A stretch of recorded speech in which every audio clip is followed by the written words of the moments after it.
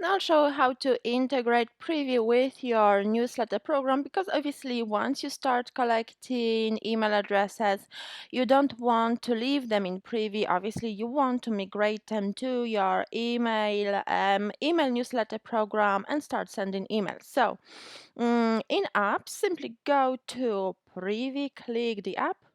The link open in new tab, and here you can see available providers that that can be integrated with Privy. So you can see you can choose Constant Contact, which is great. You can get response, Infusionsoft, Smile.io. So this is, I think, more rewards.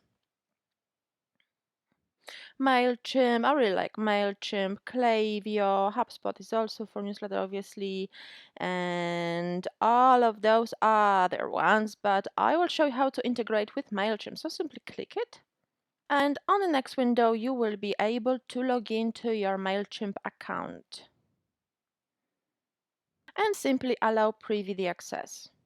And on the next page, you have to authorize the access, so simply click Login. If you don't see your business, simply click Create New Business. As we are in the trial, we are not able to integrate it live. However, these are the steps that you need to take, and simply follow the directions until the integration is completed.